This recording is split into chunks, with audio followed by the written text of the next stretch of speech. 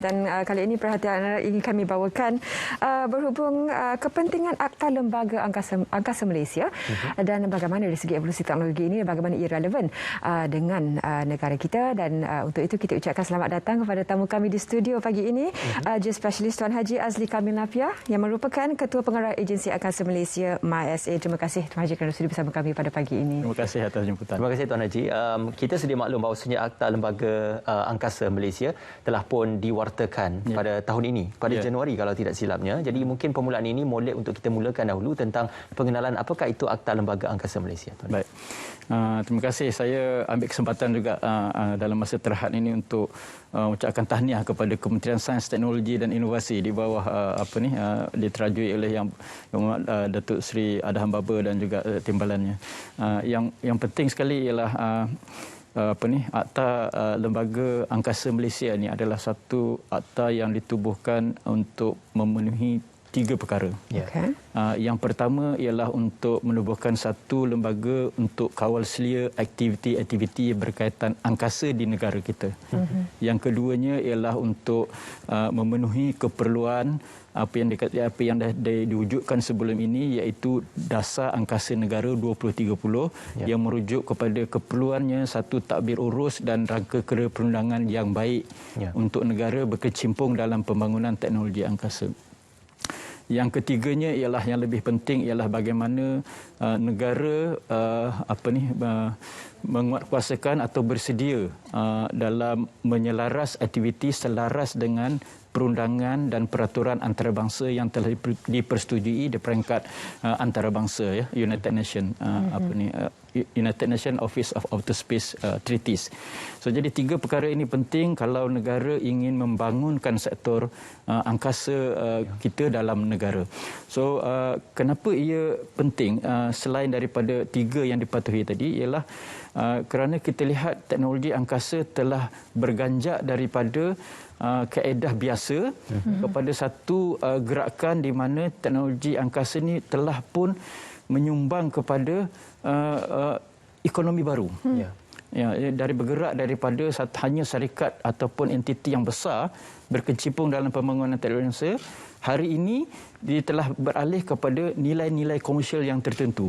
Ini bermaksud dia mendorong kepada pembukaan industri-industri baru dalam teknologi angkasa. Ini penting untuk diurus dengan lebih baik di peringkat antarabangsa ataupun di peringkat negara kita. Jadi Tuan Haji, bagaimana dipadankan peranan MISA di bawah akta ini? Okey. MISA merupakan satu agensi jabatan kerajaan di bawah Kementerian Sains, Teknologi dan Inovasi.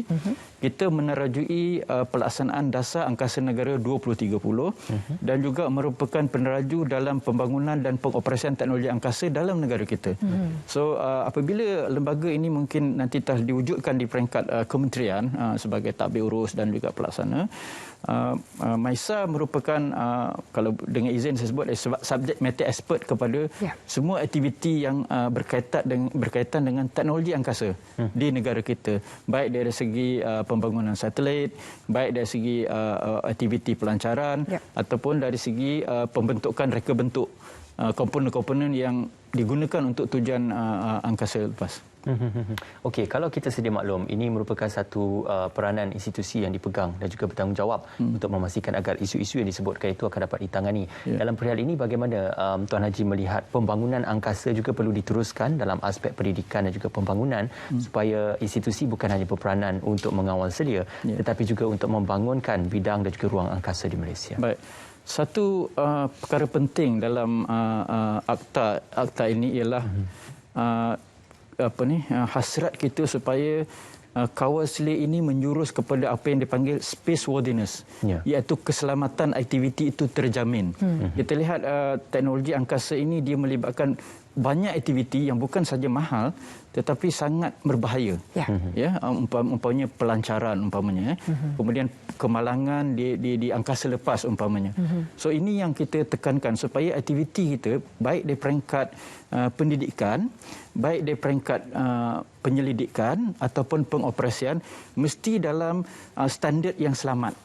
Yang ini sangat penting kerana kita lihat sebagai contoh kita telah ada 9 satelit yang telah kita lancarkan di angkasa raya.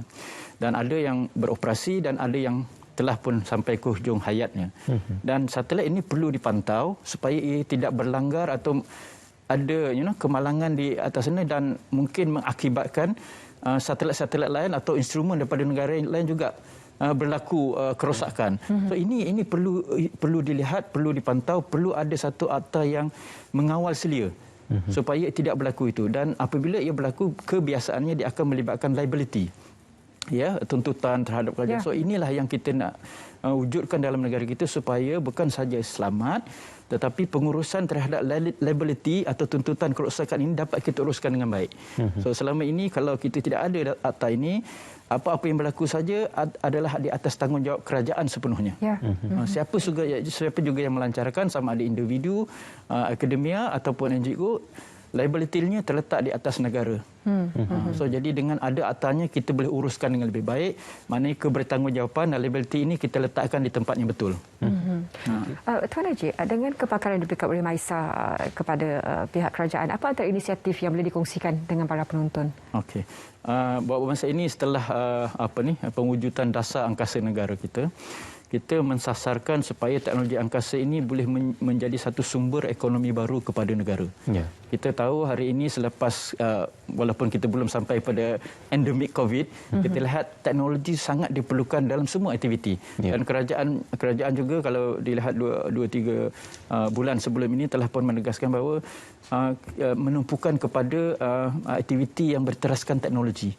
So salah satu daripadanya ialah teknologi angkasa yang boleh menjadi pemangkin kepada semua dasar-dasar yang akan dilaksanakan oleh kerajaan. So jadi untuk menangani isu ini atau untuk memenuhi keperluan ini di bawah dasar angkasa negara, Maisa juga membentuk satu program apa yang dipanggil Malaysian Space Exploration 2030.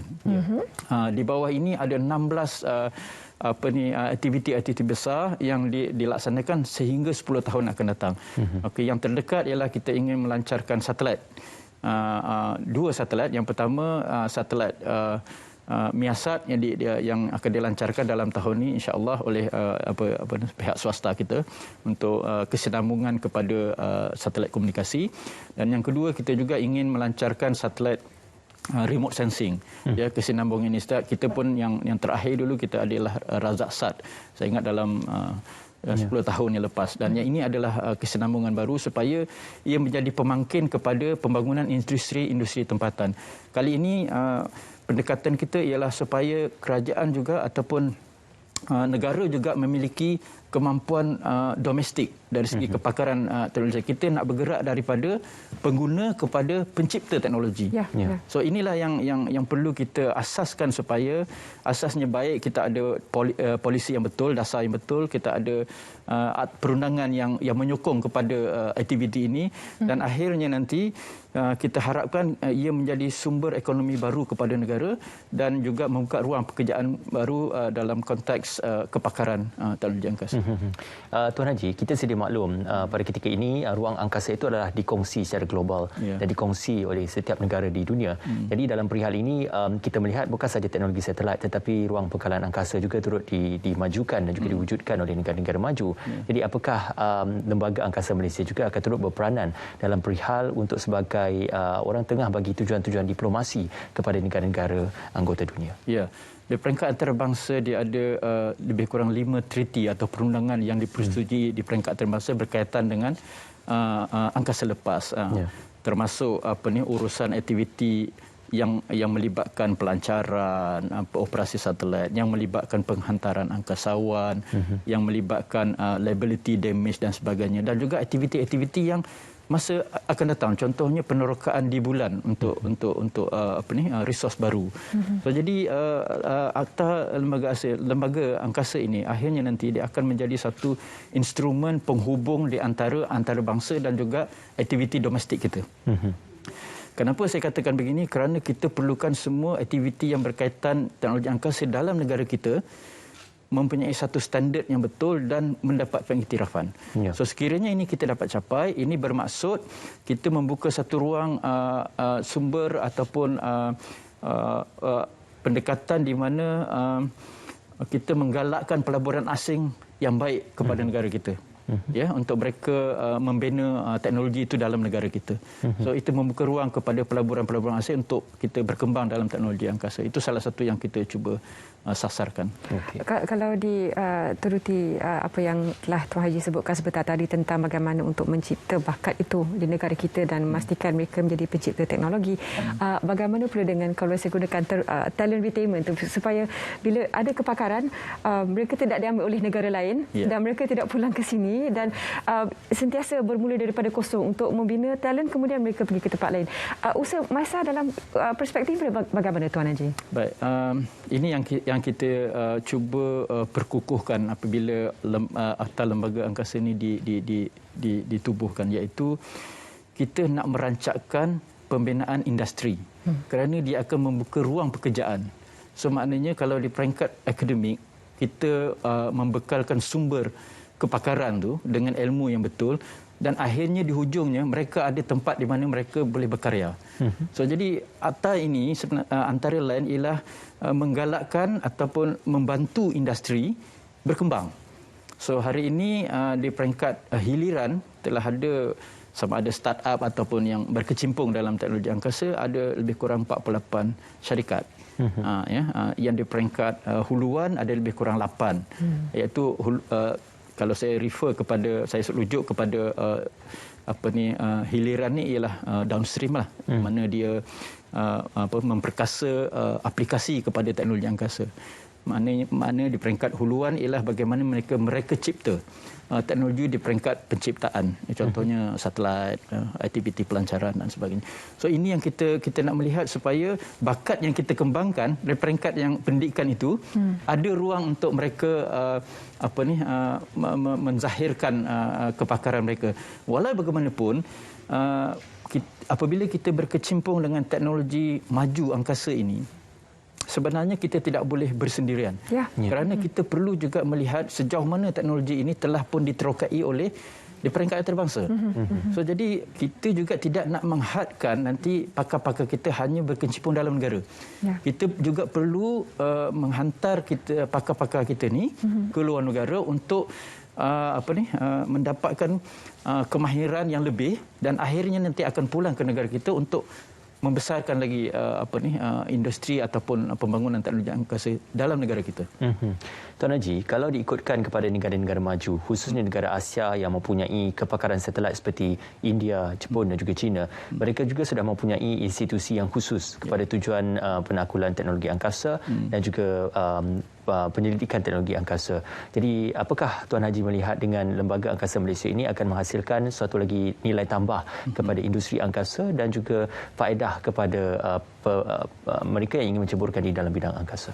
Dalam negara kita sebenarnya sehingga kini kita banyak juga institusi yang telah menjuruskan aktiviti mereka dalam teknologi angkasa yang berkaitan. Kalau saya sebutkan mungkin Universiti USM, UPM, UTM umpamanya, dan banyak lagi. Dan ini perlu dirangsang kewujudan mereka ini melalui satu takbir urus yang sistematik.